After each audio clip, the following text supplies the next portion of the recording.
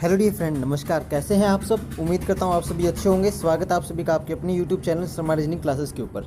दोस्तों, आज की इस वीडियो के अंदर हम लोग एक इम्पॉर्टेंट एग्ज़ाम के बारे में बात करेंगे जिसका नाम है गेट, GATE। जी हाँ, GATE। आज हम बात करें कि गेट क्या है। ठीक है, GATE गेट एग्ज़ाम क्या होता है, इसकी एलिजिबिलिटी क्राइटेरिया क्या है और इसके बाद में इसके जो बेनिफिट्स है उसके बारे में हम लोग डिस्कस करेंगे। तो चलिए स्टार्ट करते हैं हमारी वीडियो को। तो वीडियो का टाइटल है गेट क्या है। जी हाँ, इस वीडियो के अंदर जिन स्टूडेंट्स को गेट से रिलेटेड जो भी क्वेरीज है वो आपकी इस वीडियो के अंदर क्लियर हो जाएगी।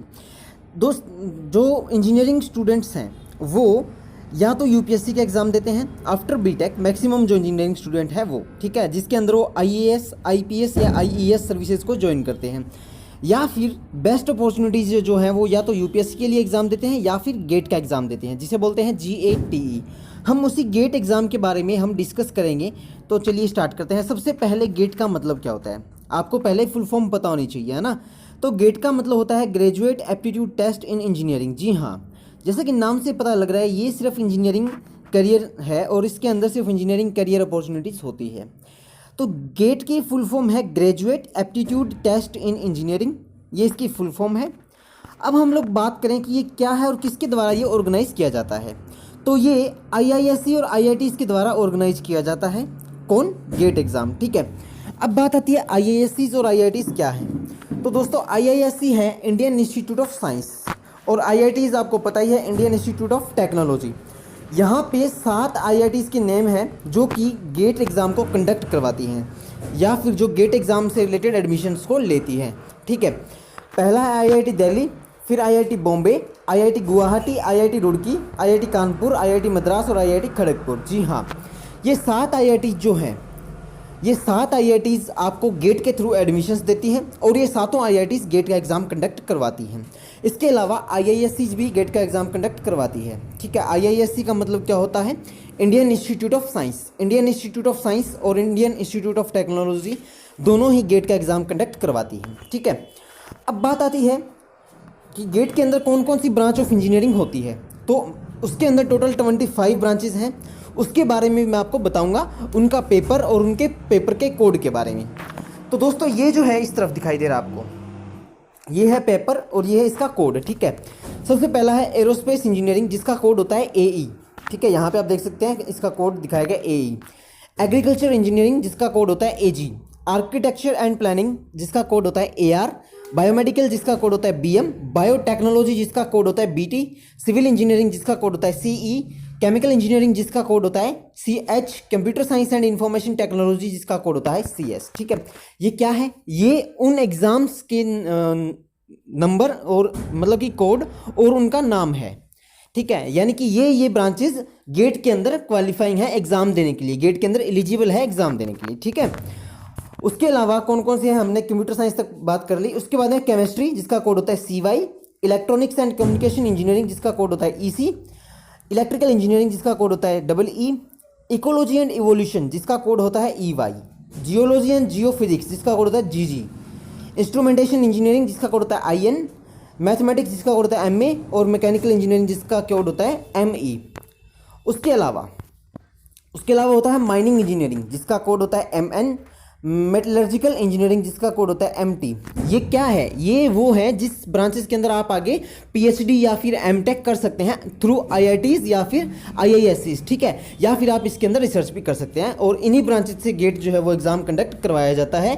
इन्हीं ब्रांचेस के स्टूडेंट जो है वो गेट का एग्ज़ाम देने के लिए एलिजिबल होते हैं। ठीक है, उसके बाद है पेट्रोलियम इंजीनियरिंग जिसका कोड होता है PE। फिजिक्स जिसका कोड होता है PH। Production and industrial engineering जिसका कोड होता है PI। Textile engineering and fibre science जिसका कोड होता है TF। इंजीनियरिंग साइंसेज जिसका कोड होता है XE। लाइफ साइंसेज जिसका कोड होता है XL और स्टैटिस्टिक्स जिसका कोड होता है ST। जी हाँ, ये 25 ब्रांचेस हैं जो कि गेट के लिए एलिजिबल होती हैं। ठीक है, और गेट एग्ज़ाम इन्हीं ब्रांचेस से कंडक्ट किया जाता है और इन्हीं ब्रांचेस के अंदर स्टूडेंट्स अपना गेट के थ्रू करियर या फिर रिसर्च लाइन ज्वाइन करते हैं। ठीक है, अब बात आती है गेट एंट्रेंस एग्ज़ाम कौन से स्टूडेंट देते हैं। तो जाहिर सी बात है जो साइंस या फिर इंजीनियरिंग बैकग्राउंड से है वही गेट का एग्ज़ाम दे सकते हैं। जी हाँ, जो स्टूडेंट ओनली साइंस बैकग्राउंड या फिर वो इंजीनियरिंग बैकग्राउंड से हैं वही ओनली गेट का एंट्रेंस एग्ज़ाम दे सकते हैं, वही ओनली एलिजिबल होते हैं गेट का एग्ज़ाम देने के लिए। इसके अलावा कोई भी एलिजिबल नहीं है गेट का एग्ज़ाम देने के लिए। उसके बाद में next, GATE entrance exam clear करने के बाद स्टूडेंट किन चीज़ों के योग्य हो जाते हैं। मोस्ट इंपॉर्टेंट क्वेश्चन, जो काफ़ी सारे स्टूडेंट जो गेट की प्रिपरेशन कर रहे हैं उन्हें ये नहीं पता कि गेट के बाद क्या होगा, तो मैं आपको बता देता हूँ। एलिजिबल मतलब कि किस चीज़ों के योग्य हो जाते हैं, किन चीज़ों के लिए एलिजिबल हो जाते हैं। तो पहला है, आप गेट का एग्ज़ाम देने के बाद किसी भी देश की मतलब देश की कोई भी आईआईटी या आईआईएससी ऑर्गेनाइजेशन से आप पीजी प्रोग्राम कर सकते हैं। पीजी प्रोग्राम आपको पता होगा पोस्ट ग्रेजुएट प्रोग्राम्स होते हैं, ठीक है। उसके अंदर जैसे मान लो फिजियोलॉजी है, साइकोलॉजी है, इसके अंदर भी आप पीएचडी कर सकते हैं। तो किसके द्वारा, आईआईटीज़ और आईआईएससी के द्वारा आप पीजी प्रोग्राम्स भी कर सकते हैं। उसके अलावा आपको एक स्कोर कार्ड दिया जाएगा, जो स्कोर कार्ड किसी भी इंस्टीट्यूट में एडमिशन लेने के लिए योग्य होता है। और पहले इस स्कोर कार्ड की जो योग्यता थी वो 2 साल थी, अब इसकी योग्यता 3 साल है। जी, तो आपके स्कोर कार्ड जो होता है, पहले इसकी एलिजिबिलिटी जो थी 2018 तक वो थी 2 साल, 2 साल के लिए स्कोर कार्ड मान्य होता था। अब इसकी एलिजिबिलिटी है 3 साल, यानी कि आपका जो स्कोर कार्ड है वो आप एडमिशन के लिए यूज़ कर सकते हैं 3 साल तक आफ्टर गेट के रिजल्ट के, ठीक है। गेट का रिजल्ट आने के 3 साल तक इसकी मान्यता होती है। उसके बाद में है, आप मास्टर डिग्रीज भी कर सकते हैं। कौन कौन सी ब्रांच में, एमई मैकेनिकल इंजीनियरिंग में मास्टर कर सकते हैं आप, MR यानी कि मास्टर ऑफ आर्किटेक्चर कर सकते हैं, मास्टर ऑफ टेक्नोलॉजी कर सकते हैं, M.Plan, MDES, PhD, ये सब चीज़ें आप कर सकते हैं। मतलब ये डिग्रीज़ हैं, ये मास्टर डिग्रीज़ हैं जो आप कर सकते हैं कोई भी आईआईटी संस्थान से या फिर कोई भी आईआईएससी संस्थान से। कब, जब आप गेट एग्ज़ाम को क्वालिफाई करते हैं। उसके बाद में है, आप PSU में जॉब्स कर सकते हैं, ठीक है। जो बड़ी ब्रॉडबैंड कंपनीज होती है उनके अंदर भी आप जॉब कर सकते हैं और इंजीनियरिंग के अंदर अपना सुनहरा भविष्य भी बना सकते हैं। उसके बाद में इसकी स्कॉलरशिप की बात करें तो इस गेट एग्जाम की जो स्कॉलरशिप होती है वो 12,400 रुपये पर मंथ होती है। एक महीने की आपको स्कॉलरशिप मिलती है 12,400 रुपये, जब आप कोई भी रिसर्च वगैरह इंस्टीट्यूट में कर रहे हैं, ठीक है। उसके बाद में है, आप फॉरेन यूनिवर्सिटी, जी हाँ, आप विदेशों में जाकर भी पढ़ सकते हैं, आप फॉरेन यूनिवर्सिटी से भी एडमिशन ले सकते हैं। फॉरेन यूनिवर्सिटी जो अथॉरिटाइज हैं गेट के अंदर वो कौन कौन सी हैं, नेशनल यूनिवर्सिटी ऑफ सिंगापुर, और उसके बाद Aachen university Germany, national university of Munich Germany, Nanyang technical university Singapore. जी हाँ, सिंगापुर और जर्मनी, इनकी जो यूनिवर्सिटीज़ हैं वो उसके अंदर भी आप एडमिशन ले सकते हैं थ्रू आउट गेट, जब आप गेट को क्रैक करते हैं तो, ठीक है। तो ये जो है ये है आपके पास एलिजिबिलिटी क्राइटेरिया। गेट के लिए क्या क्या एलिजिबिलिटी है तो मैं आपको बता दूं। देखो, गेट एग्ज़ाम देने के लिए क्या क्या आपके पास मतलब कि उपलब्धियां, क्या क्या आपके पास एलिजिबिलिटी है उसके बारे में हम बात करेंगे। तो नो एज लिमिट, कोई एज लिमिट नहीं है, आप कभी भी दे सकते हैं। आप 30 के हैं तो भी दे सकते हैं, आप 35 के हैं तो भी दे सकते हैं, ठीक है। अनलिमिटेड अटैम्प्ट, ऐसा नहीं है कि आपके पास ओनली 2 अटैम्प्ट है या 3 अटैम्प्ट है, अनलिमिटेड अटैम्प्ट है।